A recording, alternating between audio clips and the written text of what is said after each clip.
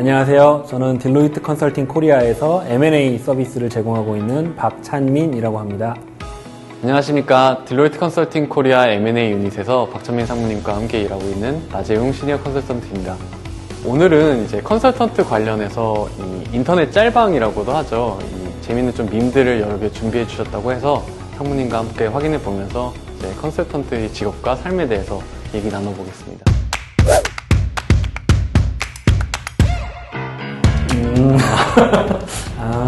이게 아마 007 시리즈의 이제 부제인 No Time to Die를 활용을 해가지고 컨설턴트와 이제 제임스 본드의 공통점이 정말 말 그대로 죽을 시간도 없다.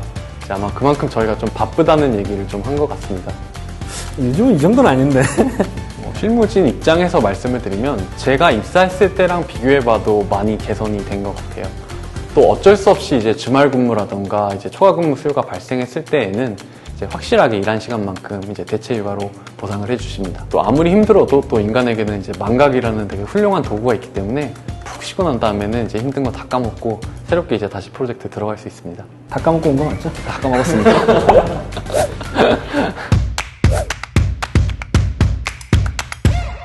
이게 잠깐 보자고 해놓고 잠깐 통화하자고 해놓고 이제 30분이 되고 또 30분 얘기하던 게 1시간 되고 1시간이 3시간 되고 이제 그런 경우들이 가끔 있습니다. 눈 감았다 떠보니까 이제 3개월짜리 프로젝트에 들어가 있기도 하고 그러거든요. 요거는 제가 좀 개인적으로 좀 변을 조금 드리자면 저는 일단 기본적으로 회사에서 전화가 올 때 모든 전화를 받을 때 어느 정도 조금 준비를 한 상태에서 받는 편입니다. 컴퓨터도 켜놓고 바로바로 좀 답변을 할 수 있게 약간 관련 자료도 좀 띄워놓고요.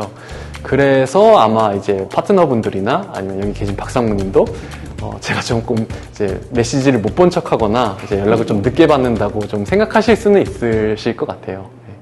그래도 제가 박상무님 전화는 이제 제가 제각제각 잘 받는 것 같습니다. 오해만 없으셨으면 좋겠습니다.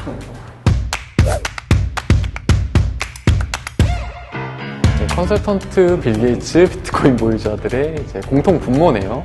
근데 가장 이제 세 가지의 교집합이 일단 싱글이라는 점이 조금 오해의 소지가 있을 것 같기는 합니다. 그러게요. 저희 컨설턴트들이 마치 이제 싱글이 많은 것처럼 이렇게 돼 있는데 일단 저는 결혼했고요. 그 다음에 이제 나재홍 선생님도 결혼 준비 중이고 주변에 보면 또 잘들 결혼하더라고요. 재밌는 부분이 이제 또 빌 게이츠랑 컨설턴트랑 공통점이 이제 러브 파워포인트. 아무래도 이제 저희가 업무하거나 이제 산출물 만들 때 파워포인트를 좀 많이 쓰기는 합니다. 네, 이것 때문에 되게 힘든 경우도 되게 많이 있고요.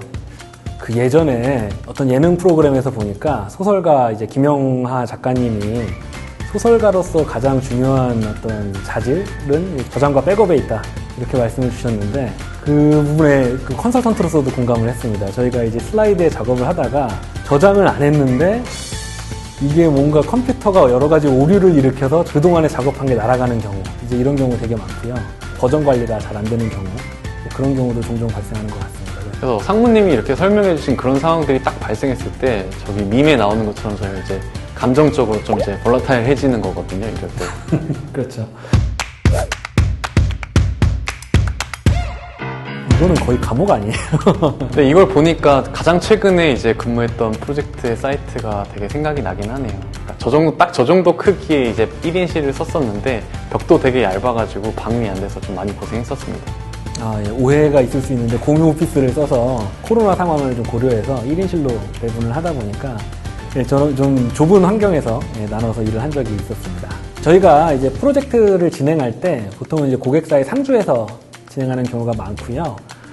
그런데 고객사에서 그 필요한 공간을 충분히 제공해 주시지는 못하는 경우가 많이 있어요. 그러다 보니까 무슨 창고 같은 데서 이제 프로젝트를 하는 경우도 있고, 혹은 그 큐비클 안에서 이제 저희도 마치 고객사의 일원인 것처럼 이렇게 섞여서 일을 하는 경우도 있고, 혹은 필요에 따라서는 근처에 공유 오피스를 빌려서 이제 저희가 물리적으로는 좀 가까운 거리에서 이제 일을 하는 경우가 있습니다. 일단 장점부터 말씀을 드리면 일단 다양한 회사들의 생활을 간접 경험할 수 있다는 점인 것 같습니다. 일단 상주 프로젝트를 시작하면 그 해당 회사의 직원들의 생활을 그냥 바로 동일한 사이클로 이제 경험을 하게 되는 거거든요.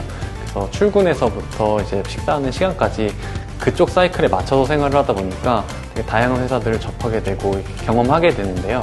이제 단점 같은 경우에는 이제 아까 상무님이 말씀해 주셨던 것처럼 이제 업무 환경이 생각보다 좋지 않을 때, 그리고 고객사가 위치한 지역이 교통이나 아무래도 식사 환경 이런 부분에 인프라가 조금 열악할 경우 팀원들이 되게 많이 고생을 하는 것 같습니다.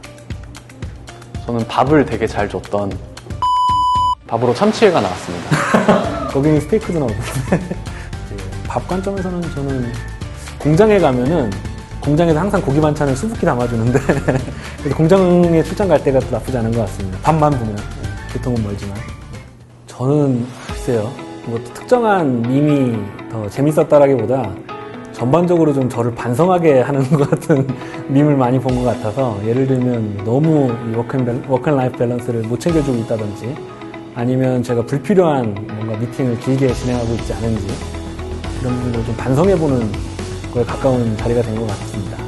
마음이 좀 무거워지는 것 같아요.